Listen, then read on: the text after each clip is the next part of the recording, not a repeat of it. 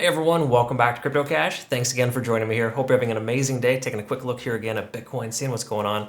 And it's always interesting on the weekends how Bitcoin behaves. We are seeing, of course, low volume, but a little bit more volatility than normal. A lot of times we get straight sideways action. And yesterday we got a retest of that 37,000 range. Okay, so awesome stuff there in that regard.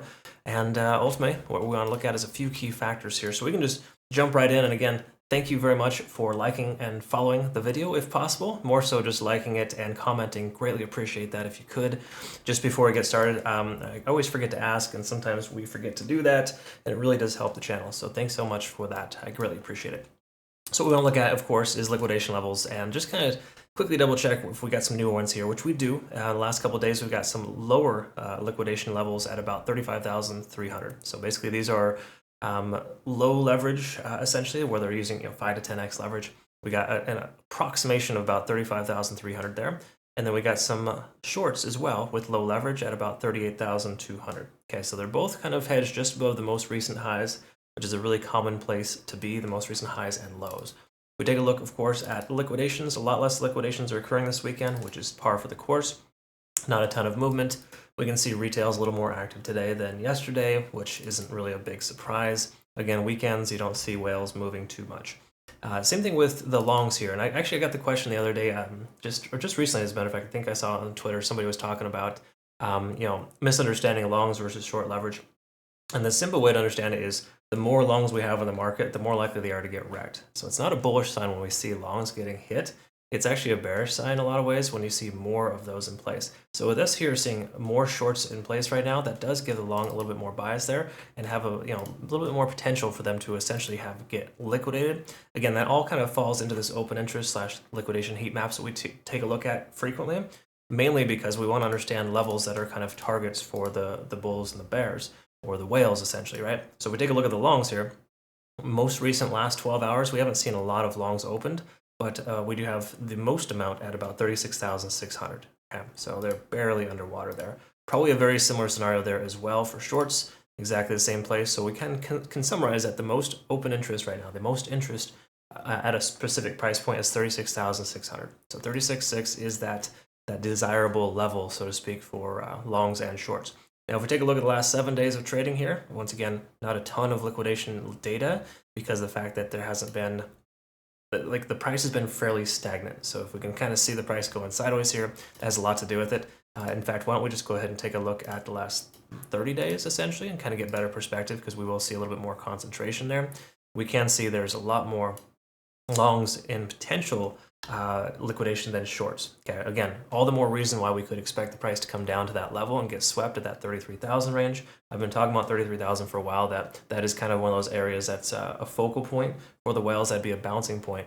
A lot of times price will wick all the way down to that level and then turn right around. Okay, so again, liquidation level is important to pay attention to there. And thanks again for the question. I like to be able to clarify that so you understand. Because again, a large amount of liquidation, that's basically a target, not necessarily a support.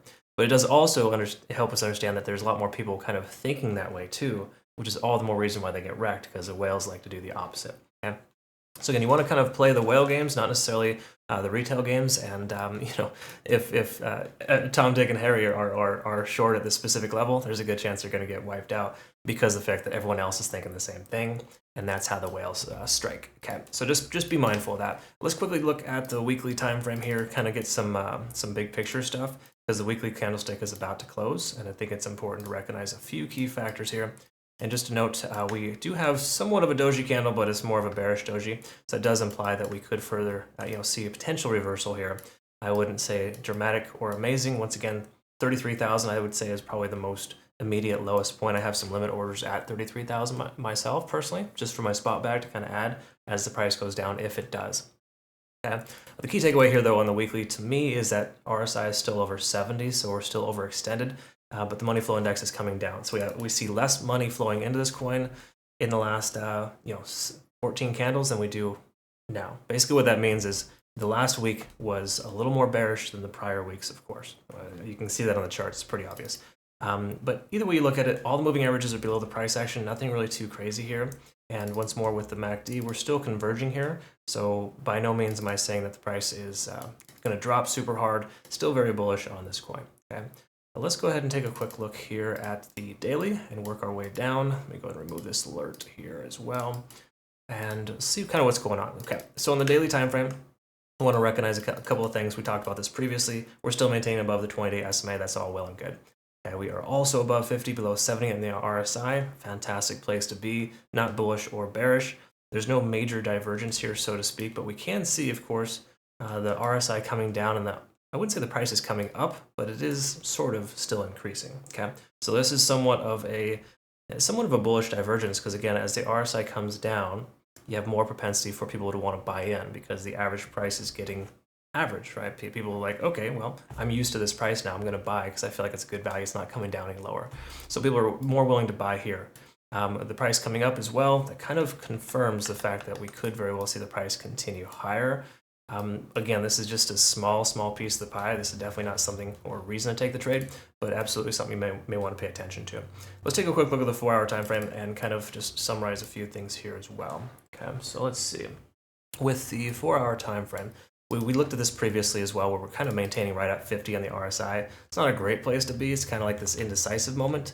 And a lot of times when there's indecision, I like to kind of wait until there's a movement and then take a trade. I know that seems crazy to a lot of folks. They're like, well, why not buy the dip if it's going up anyways? Well, the truth is we don't know if it's going up. Money flow index is kind of averaging itself out at 50 as well, which is never a great sign. MACD is kind of squeezing together.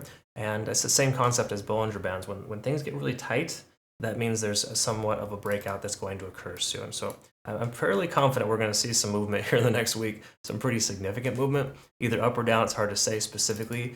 I'm leaning a little bit more towards the price action pulling back before it yanks up, mainly because we have a large amount of liquidity there at about 34.9 to 35.4. Okay, so that's a little bit of a liquidity level. You could say the same thing here as well, but this was actually previously swept, and there's a small amount of liquidity up here, but it's not enough to really warrant an increase like that. Okay. So again, I'm still speculating we're going to see a little bit of a pullback here, but we're still honoring our ascending trend line, and that's something we need to kind of honor here and respect. That until we break down below this trend here, there's not a lot that we can kind of assume is going to happen. Plus, this being a weekend, you get a lot of false positives anyway. So again, all the more reason not to take a trade on a weekend, specifically for Bitcoin. Doesn't make a ton of sense. I would say wait until Asian markets open later today, or possibly even Monday morning when traditional markets open as well. And those are just some things to kind of consider. Last thing here, of course, let's take a quick look at the Ichimoku cloud. I'm confident we're probably starting to get this range-bound squeeze here, which really just doesn't tell us anything. Okay, so again, when the price kind of starts to compress over a few days, Ichimoku cloud, I wouldn't say is irrelevant, but it definitely doesn't help give you an indication one way or the other. There's no confirmation. And that's the beautiful thing about it, though. With no confirmation, basically means you don't take a trade. Okay. So make sure that if you're in a position right now where you're itching, your fingers itching to go ahead and take a trade, just go ahead and take a walk, do something different. Try not to FOMO in, because honestly, the market's going to move whether you like it or not. You're going to miss a lot of opportunities.